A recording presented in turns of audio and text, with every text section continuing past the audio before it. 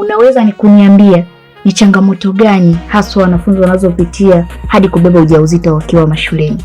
Unakuta shule ipo mbali na mtu anapotoka na anapoelekea. Hapo njiani upata lift. Pia hapo ana hela ya kula. Huyo anayempa lift mnunulia chips, bagia, ndipo mazao yanapoanza. Uhali gani mpenzi mtazamaji, ni mimi Swaumu Maulidi kutoka humu katika kipindi chetu cha Morning Class. Leo tupo na mgeni wetu, atajitambulisha kwa majina yake na atatueleza yupo darasa la ngapi. Na lengo kuu la kipindi chetu ni kufikisha ujumbe kwa wanafunzi pia na walimu. Karibu sana mgeni. Asante. Kwa majina naitwa Genoveva Hassan. Nasoma shule ya sekondari Kisasa, kidato cha pili na miaka 15. Karibu sana Genoveva. Asante.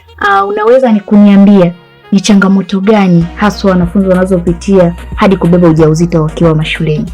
Unakuta shule ipo mbali na mtu anapotoka na anapoelekea. Hapo njiani upata lift. Pia hapo ana hela ya kula. Huyo anayempa lift mnunulia chips, bagia, ndipo mazao yanapoanza. Ukija huko mashuleni unakuta wanafunzi wengi hawawezi kufaulu. Unadhani ni kitu gani kinachosababisha wanafunzi wengi kutokufaulu mashuleni? Utoro. Walimu wafundishe kwa bidii na atoe testi za mara kwa mara. Pia katika shuleni kwenu, unadhani umeme na maji ndio huduma muhimu au kuna huduma nyingine? Na atoe testi za mara kwa mara.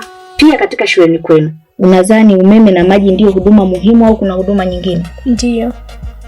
Kama huduma gani? Choo. Niambia nini kifanyike ili wanafunzi waweze kufaulu mashuleni au madarasani? Walimu wafundishe kwa bidii na atoe testi za mara kwa mara. Narudi hapo mashuleni kwenu, huduma muhimu ni ya maji na umeme au kuna huduma nyingine? Ndio, mfano choo na chakula. Na pia unaweza kuniambia ni changamoto gani ambayo unapitia katika masomo yako? Ndio, hatuna maji, hatupati chakula shuleni, vyo vipo mbali, walimu wachache na vitabu. Ikiwa wewe kama mwanafunzi, unawaambia nini wanafunzi wenzio?